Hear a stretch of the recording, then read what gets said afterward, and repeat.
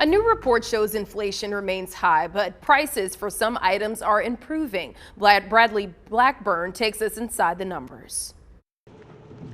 Price hikes at the grocery store are getting closer to historically normal levels, up just 2.4% last month.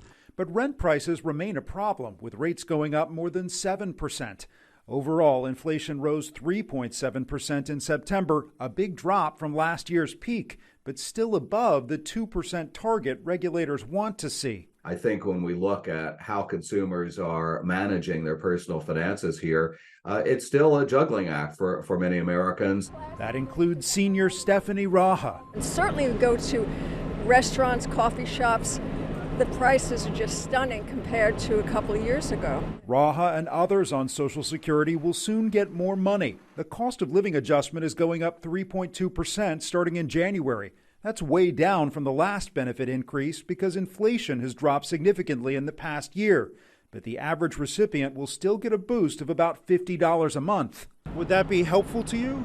It would. I mean, I do have some savings, but Social Security matters a lot. Inflation has stayed above 3% since June. Now the Federal Reserve has to decide if more action is needed.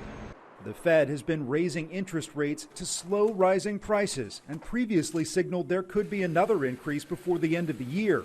And a cut won't come anytime soon. Whether there's one more rate hike or not between now and the end of the year, the expectation is fully that rates will remain higher for longer. The Fed will make its next decision on rates in November. The United Auto Workers strike against the big three U.S. car makers expanded again. Around 9,000 workers at a Kentucky Ford truck plant walked out as bargaining talks between the two sides continued to stall. Nearly 5,000 workers have been laid off since the UAW strike began roughly 4 weeks ago. Drew Gardner has more from the picket line in Louisville. On Wednesday, United Auto Workers at Ford's Kentucky truck plant moved from the assembly line to the picket line. It's the latest targeted strike against Ford, General Motors, and Stellantis as the union works to negotiate a new contract with the big three automakers. We've been here over 20-something years, and we have not had a raise since 2008.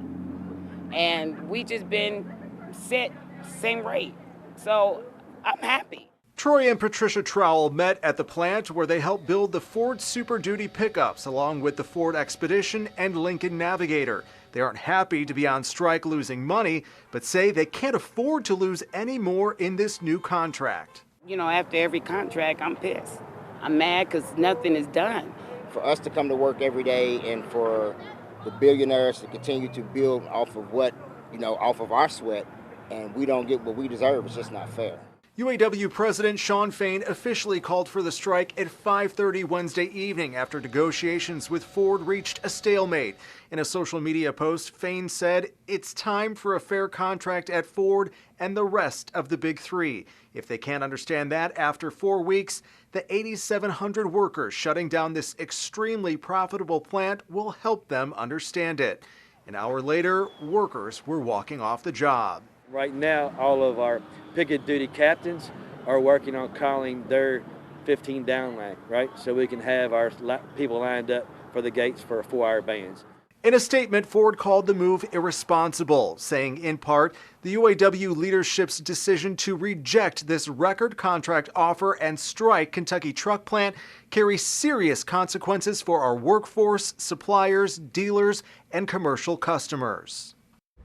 Experts say impacts of the strike include driving up new and used car prices. Dealers say inventories on car lots could start drying up the longer the strike continues. They're also concerned about a shortage of replacement parts for service. Now that the strike is just days away from the month mark, a professor at NC State says we could see a 10% increase on the cars that are a part of the dispute, that is. Experts say the strike could have an impact on the entire U.S. economy if it continues into next year. Meantime, an ongoing conflict between Israel and Hamas could drive up the prices at the pump.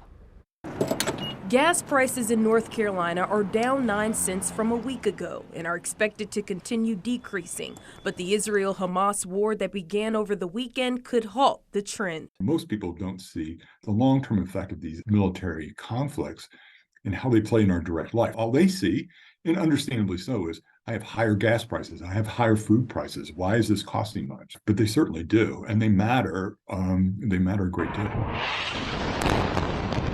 Experts say they currently expect the overseas conflict's effect on gas prices to be limited. However, due to the country's location, an expansion of fighting could quickly change that. Israel and neighboring Gaza are not real major oil producers, but should the conflict escalate, given that the broader region is a significant oil producer for the globe, that could change.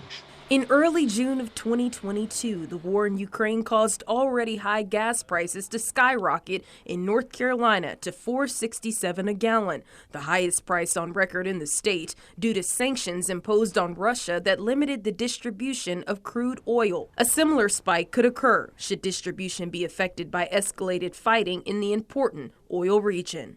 If for some reason the conflict had an impact on shipping or trade routes, if it were to go out of control, it could have a huge impact on us here in terms of trade, oil prices, and just the prices of goods and services around the world.